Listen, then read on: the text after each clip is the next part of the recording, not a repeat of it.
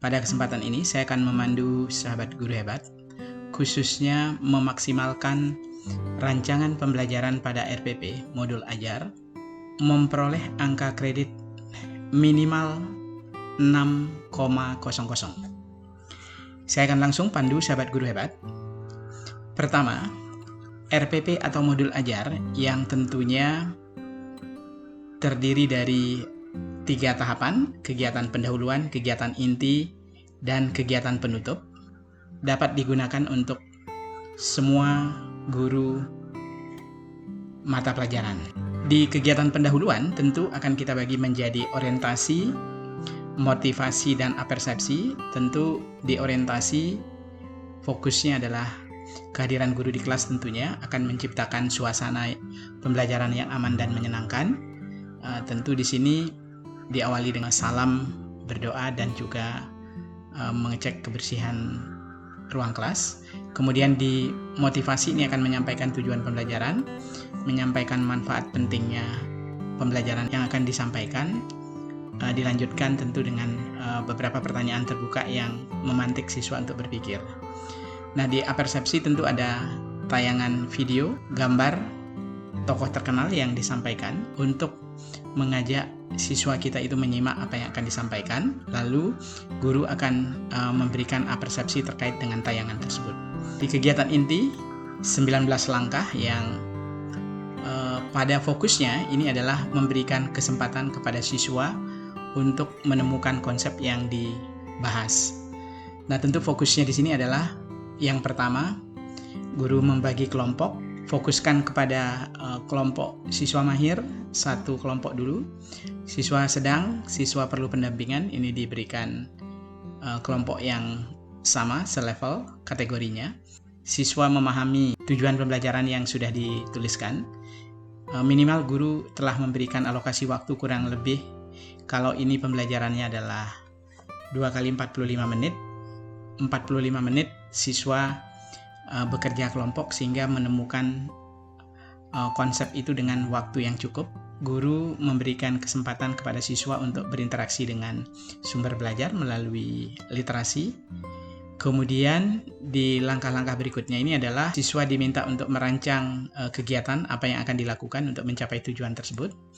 Penting juga siswa diajak untuk memodifikasi penggunaan alat dan bahan sehingga dapat memanfaatkan alat dan bahan itu secara optimal, namun dengan biaya yang hemat tentunya.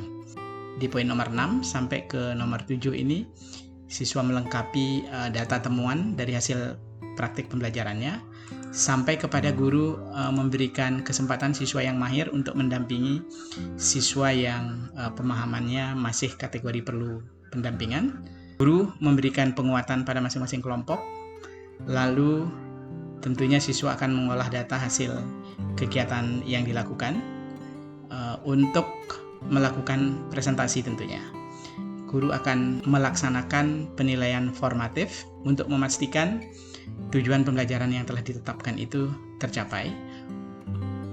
Formatif 1 itu tentu fokus kepada tujuan pembelajaran 1, formatif 2 fokus pada tujuan pembelajaran 2 sampai pada tujuan pembelajaran yang ditetapkan ada 4, berarti ada 4 kali formatif, dan diakhiri dengan penilaian sumatif yang fokus untuk memastikan siswa telah memahami tema atau aspek materi yang dibahas. Nah, tentu di tahapan berikutnya sebelum kegiatan ditutup tentu ada apresiasi kepada semua siswa, khususnya yang telah melakukan kegiatan pembelajaran ini dengan memanfaatkan alokasi waktu dengan baik, sampai kepada apresiasi kepada siswa yang kritis, siswa yang kreatif, siswa yang selalu berkomunikasi dan berkolaborasi di dalam proses pembelajaran, sampai kepada siswa telah mengembangkan karakter religius, disiplin, saling menghargai, penuh tanggung jawab, termasuk juga di sana menekankan budaya bersih, dan akhirnya kemandirian siswa terbentuk, sampai kepada siswa telah membangun literasi di dalam pembelajaran. Nah, tentu di kegiatan penutup di sini akan ada refleksi kesimpulan Kemudian juga guru penting untuk melakukan analisis kelebihan dan kekurangan dan mengingatkan tahapan-tahapan selanjutnya sampai kepada pembelajaran berakhir. Nah, dari rangkaian itu tentu agar angka kreditnya bisa maksimal, maka setelah sahabat guru membuat RPP dengan tahapan yang bagus, penting diakhiri dengan satu pertanyaan, apa yang perlu dilakukan ketika guru setelah menyelesaikan pembelajaran di kelas, khususnya dari mapel yang diampu.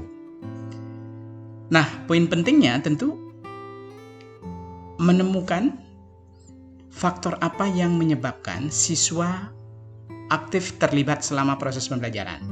Apakah guru telah mengelola pembelajaran dengan melibatkan siswa selama pembelajaran, atau penyebabnya adalah guru telah merancang pembelajaran itu dengan kegiatan praktikum, atau bisa juga dilihat dari guru optimal memilih media pembelajaran yang tentunya tepat melalui alat peraga, atau telah membuat video pembelajaran yang dipersiapkan secara mandiri. Nah, tentu dari 4 aspek ini, penting guru ini membuat langkah selanjutnya.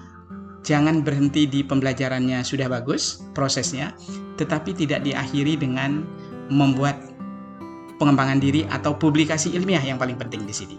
Nah, saran saya tentu dari proses pembelajaran yang sudah bagus, buat makalah kajian literatur dan diseminarkan, maka tentu sudah memperoleh angka kredit 2,00, tentu kelengkapan dari format makalahnya sampai di isi dari makalah tersebut. Membuat makalah hasil implementasi pemanfaatan alat peraga, pemanfaatan video, pemanfaatan kegiatan praktikum, kegiatan yang melibatkan siswa secara optimal. Itu semua bisa dijadikan judul untuk membuat hasil publikasi ilmiah itu benar-benar telah dirancang sebagai suatu laporan. Nah, oleh sebab itu, format makalah mulai dari 3 bab, yaitu bab 1 pendahuluan dengan latar belakang, rumusan masalah, tujuan, dan manfaat, itu di bab 1.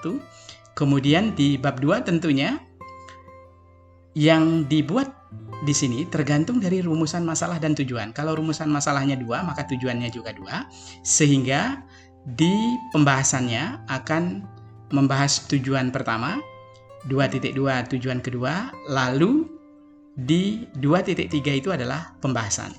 Tetapi kalau tujuannya ada 3, tentu 2.4-nya itu adalah pembahasan.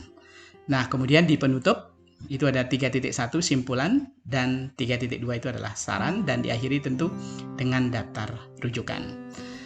Nah, di makalah tentu format itu bisa digunakan, dan setelah makalah diselesaikan, lengkapilah dengan membuat karya inovatif yang tentu kalau sahabat guru hebat sudah membuat video pembelajaran dengan durasi 15 menit, 4 video itu bisa menghasilkan angka kredit 2,00, sehingga maksimal nilai 6 angka kredit itu bisa dipenuhi, tentu dengan format karya inovatif, ada judulnya, lalu boleh dilengkapi dengan pengesahan, pernyataan keaslian, kata pengantar, daftar isi, sampai nama karyanya itu adalah pengembangan model pembelajaran. Ya, kalau di sini pembimbingan, bisa nanti diganti dengan pembelajaran, judulnya, pembuatan video, dan seterusnya. Lalu jangan lupa ada latar belakang, tujuan, manfaat, tentu untuk penulis, untuk guru, bisa juga untuk siswa. Kemudian lengkapi dengan alat dan bahan, prosedur pembuatan video pembelajaran, cara penggunaan video pembelajaran, simpulan, daftar rujukan.